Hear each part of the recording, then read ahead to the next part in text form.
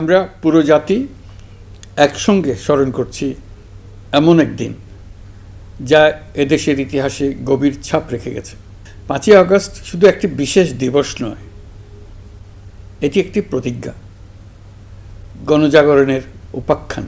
আজ আমি গভীর শ্রদ্ধার সঙ্গে স্মরণ করছি 1971 সালের স্বাধীনতা যুদ্ধের সকল বীর মুক্তিযোদ্ধাদের, যাদের আত্মত্যাগে আমরা পেয়েছি স্বাধীন সার্বভৌম বাংলাদেশ। 1971 সালে সাম্য, মানবিক মর্যাদা ও সামাজিক ন্যায় বিচার প্রতিষ্ঠার লক্ষ্যে এদেশের জনগণ সশস্ত্র মুক্তিযুদ্ধে অংশগ্রহণ করেছিল।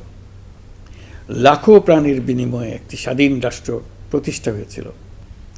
জুলাইয়ে যারা আহত হয়েছেন, চিরতরে পঙ্গু হয়েছেন, দৃষ্টি হারিয়েছেন, জাতির পক্ষ থেকে আমি তাদের প্রতি শ্রদ্ধা ও কৃতজ্ঞতা জানাচ্ছি। আজ আমরা কেবল অতীত স্মরণ করতে আসিনি, আমরা একটি শপথ গ্রহণ করতে এসেছি। শপথ এই, আমরা কোনো ধরনের নিপীড়নের কাছে মাথা নোয়াব না।